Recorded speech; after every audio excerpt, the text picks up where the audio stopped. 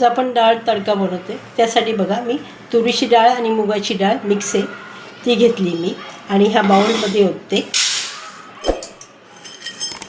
त्यात पाणी घालते आणि 2-3 पाण्याने चांगली स्वच्छ धुवून घेते.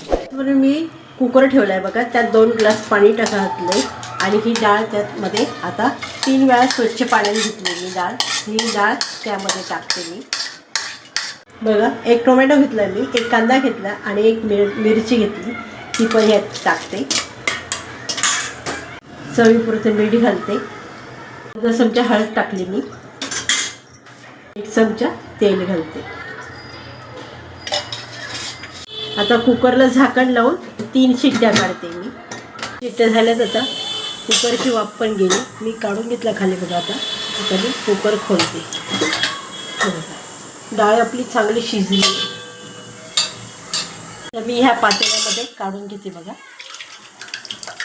अशी मी पातेल्यात ओतून ठेवली. गॅसवर मी फोडणीचं भांडं ठेवलं आहे. त्यात तेल घातलं आहे. आता त्याच्यामध्ये राई टाकते. राई तडतडली त्याच्यामध्ये जिरं घालते. आता जिरं चांगलं फुललं आहे त्याच्यामध्ये लसूण घालते.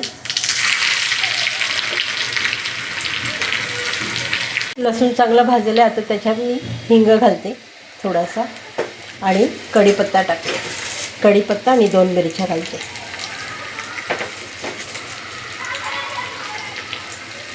यामध्ये मी लाल मिरची पावडर घालते थोडी. काश्मीरी लाल तिखट आहे आणि मिक्स करून घेते.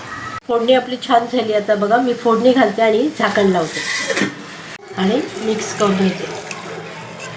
मी डाळ तडका बनवला बघा. रेसिपी आवडली असेल तर लाईक करा, शेअर करा, सबस्क्राईब करा. धन्यवाद.